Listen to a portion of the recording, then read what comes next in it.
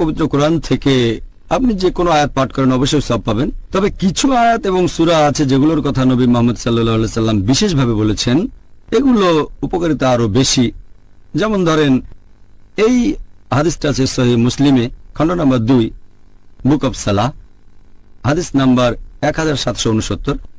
আমাদের প্রিয় নবী বলেছেন যে তোমাদের মধ্যে এমন কেউ কি আছে এক রাতে কোরআনের 1/3 পাঠ করতে পারে?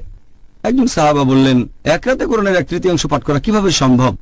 নবী তখন বললেন, পড়ো কুল হুয়াল্লাহু আহাদ, মানে সূরা ইখলাস অধ্যায় নম্বর 112, কারণ এটা কোরআনের 1/3। যদি আপনি পড়েন সূরা ইখলাস অধ্যায় নম্বর 112 আয়াত 1 থেকে 4, মাত্র 4টা আয়াত, এটা পড়লে ধরা হবে কোরআনের 1/3 পড়েছেন। আরো একটা হাদিস আছে মুসনাদ আহমেদে, খণ্ড নম্বর 3, পৃষ্ঠা নাম্বার 437। এই হাদিসটাকে সহিহ বলেছেন শেখ আলবানী তার সিলসিলা আল সাহিহাতে, হাদিস নাম্বার 589। আমাদের প্রিয় নবী মুহাম্মদ সাল্লাল্লাহু আলাইহি ওয়াসাল্লাম বলেছেন, যদি কেউ পাঠ করে সূরা ইখলাস 10 বার, সে নিজের জন্য বেহেশতে একটা ঘর নির্মাণ করলো।